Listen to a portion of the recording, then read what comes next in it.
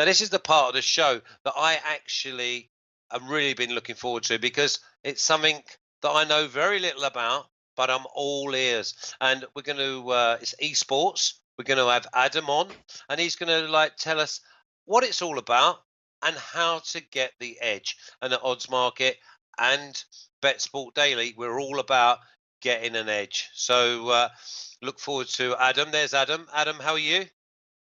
Good, Flash. It's nice to hear that you're going in with a positive perspective, because I know for a lot of people they hear esports and they think, I don't want to have anything to do with it, especially from a betting perspective. Why would I want to put money on some nerds playing video games? So it's nice to hear that you're all ears, and hopefully some of the listeners are as well.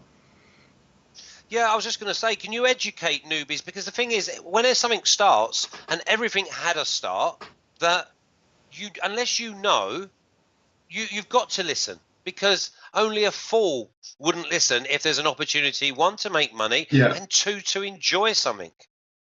Yeah, that's exactly it. The thing I always tell people is the money is just as green as betting football or tennis, and the market is a lot softer, simply because the people that generally are betting it are just casual punters. There's very little sharp money in esports, and I've been doing it for three years full time, and it's not everything I do, but it's definitely the most stable, I guess, outside of the North American sport off season. So no, I love it. As far as what we're talking about today, it's just one esport called Counter-Strike Global Offensive, CSGO. And just like with sports, every single game has its significant differences in the rules, the way it's played, the strategy, and the talent. So, yeah, I guess where do you want to begin? Should we talk about the tournament coming up, or? Yeah, I mean, first of all, I'd like to know that is esports all different sports, or is it? Because I know that obviously you've given me some background. You were kind enough to give me some bullet points, and you say that there's 6 teams and there's a best of 2 in each game. But what is it? Is it people actually playing soccer or football against each other, or is it other games? What is it? So the game that we're talking about today is a first-person shooter. So if you ever played GoldenEye or Halo or Call of Duty, these are very popular mainstream games that pretty much any 21st century kid will know is a household name. This game, Counter-Strike, has been around since the late 90s. That's when I actually picked it up, about 13, I think I was. So this one is a shooter. Now, esports, as far as the field of games, I mean, FIFA has actually become one of the more popular video games. I mean, in the UK, but also around the world. And that's becoming a popular esport. But I mean, we could talk about every individual game, and again, I could be here for 4 or 5 hours.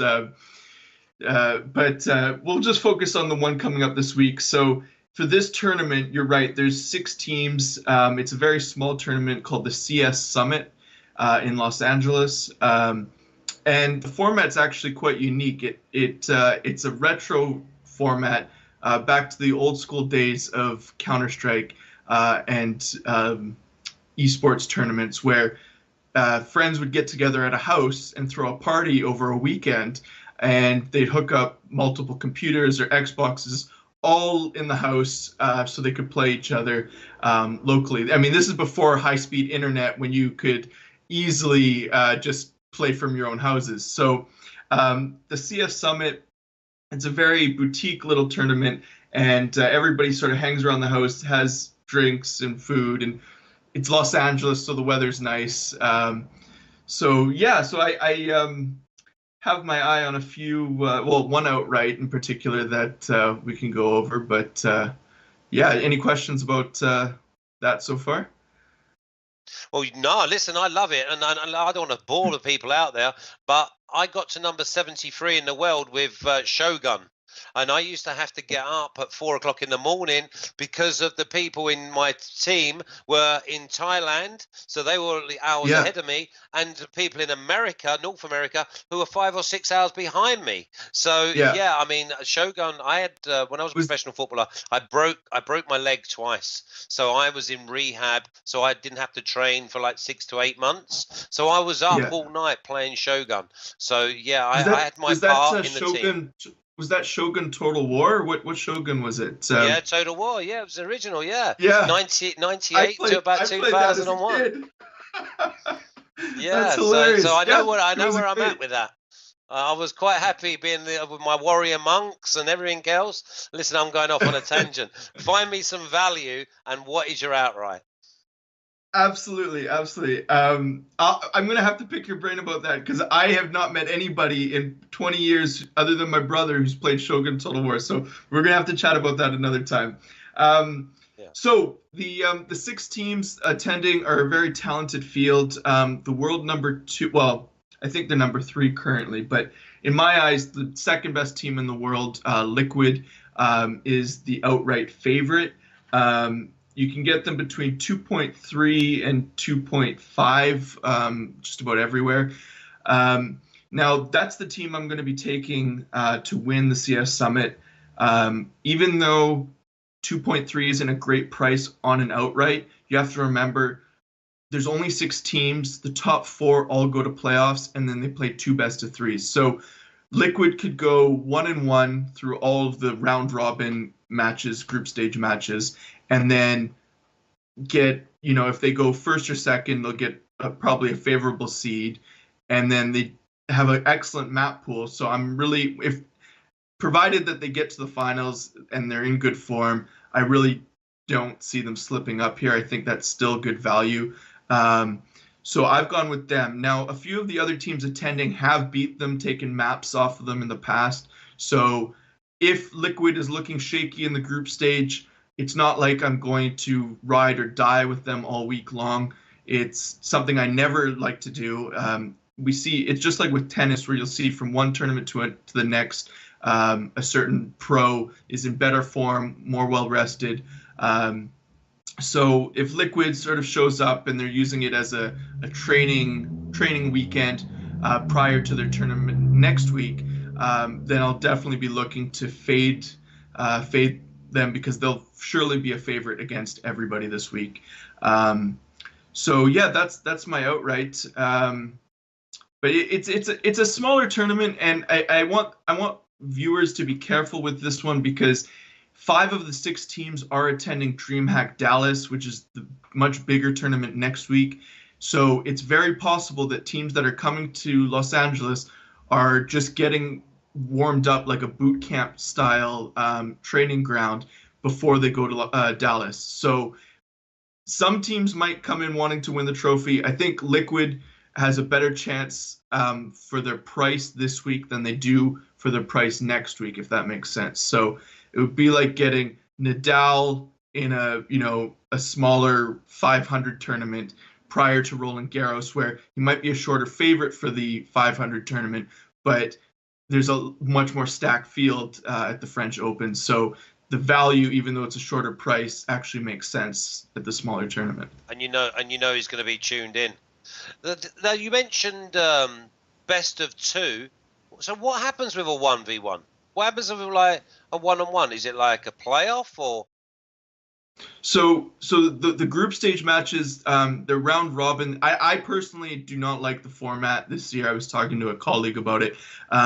Best of 2, they're less exciting because teams tend to trade maps. They usually get one of their own maps in, one of the opponents, and unfortunately, like I was looking at the odds over at Pinnacle, and so you can bet. There's a 2-way market where you can bet, let's say, Vitality or Ghost, and you would need either one of those to win both maps for that to cash. So you get a lot of pushes. Now you could take Ghost at plus 1.5, like to win one of the 2 maps. But again, because it's a best of 2 as opposed to best of 3, you kind of lose a lot of value that you would get on a full series. So it's tricky. It's sort of comparable to like seeing in football where you have your three-way market, either team to win or a draw, compared to an Asian line.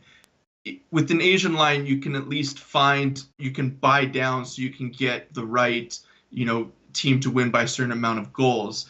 With this, you can't buy down. So it's either you're taking one team to win both, you're taking one team to cover a spread, or you're taking a draw. And the market, they're just not fun, I guess. It's very difficult to hit winners at good value. You get a lot of, as I said, pushes. So personally, that's why I'm not a fan of the best of two. Adam? Adam, you're talking to the man who loves a draw because it's the forgotten one. People think that when you've got a 1v1, there has to be a winner. Well, so many times the actual value is in the middle. And especially if these boys are not tuned in and they are going to use it as a training weekend. So what sort of odds would there be on if, just say, we've got the 6 teams, we've got the round robins, so how many draws do you think there could be? Well, see, but that's the thing is, I sort of misspoke when I said that. The format, it's instead of being best of 2, it's actually 2 best of 1s. So they're not offering the draw. Oh, okay. Yeah. So even a best of 2 would actually be preferable. In this case, we're just getting like, I was looking over it. It's not a fun one. The reason in my article I didn't actually take any match bets is because I want to see the actual maps. As you know, with Shogun, even like the terrain, right? That's your map, and some teams specialize on particular maps. That's the case here. I want to see what teams are picking what maps, and then try and pick them on that map, as opposed to picking them to draw hypothetically. So that's how I'm viewing it. But you're exactly right. Draw is the forgotten option. People like to go for the winner. That's what they want to see. It's like betting unders. Nobody likes to bet unders because they're watching a game. They want to see goals go in. They don't want to be on the edge of their seat worried about a 92nd minute goal.